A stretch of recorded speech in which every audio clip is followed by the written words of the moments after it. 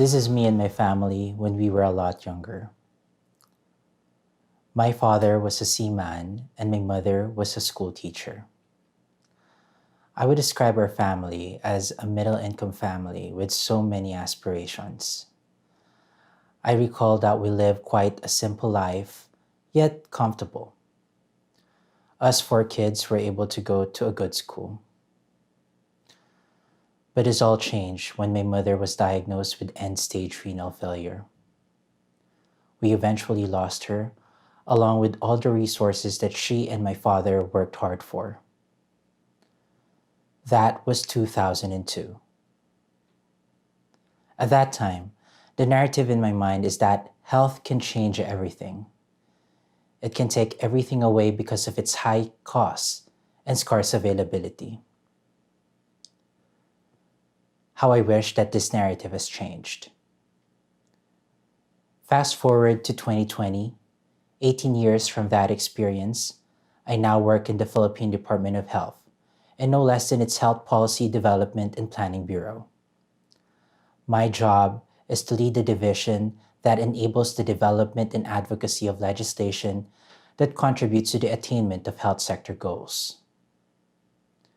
In 2019, the Philippines enacted a universal healthcare law, a landmark legislation, by which it aims to protect the right of Filipinos to health. It also provides a policy framework to address long-standing health system issues that has contributed to health inequities. Why did we need this law? Because precisely, it's still difficult to get sick in the Philippines. A recent study found that 1 million Filipinos were pushed into poverty because of the high cost of health care. This is consistent with our national health accounts, which consistently find that the out-of-pocket spending still takes majority of health expenditure in the country.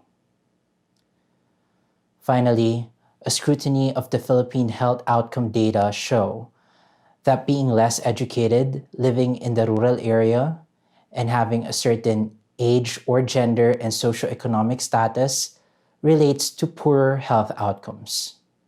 That's why we need this law. In relation to that, this year, 2020, would have been the first year of its progressive realization. But we are in this pandemic. This pandemic has underscored the many gaps in our health system. At the onset, tests had to be sent out of the country for confirmation. There were limited local epidemiology and surveillance units, leading to late data and poor contact tracing. We also had limited treatment, quarantine, and isolation facilities. All of this, plus other factors, contributed to the increase in COVID-19 cases here in the Philippines. This resulted to the Philippines having one of the world's longest lockdowns and a very contracted economy, and now a scenario by which millions of Filipinos are losing their livelihood. But amidst all of this, we must stay true to our Northern Star.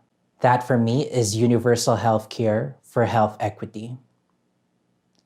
Now more than ever, we must all rally for more resources for health, because health is at the centerpiece of the agenda. We have to ensure that all these resources are equitably distributed. We can do this. If there's anything that I've learned from this fellowship, it's that we are all leaders. That if we match our values and agree on a common shared purpose, all of that energy can only lead us to where we want to go, but only better and faster.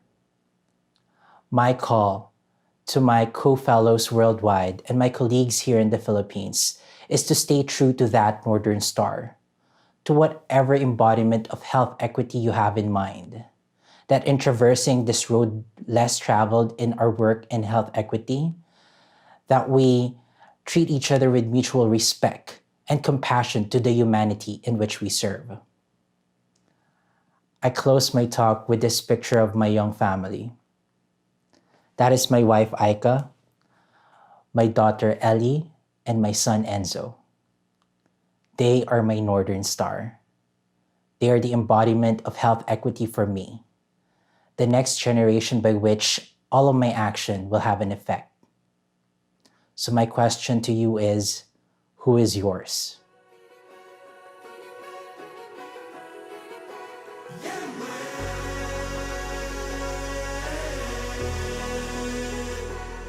We are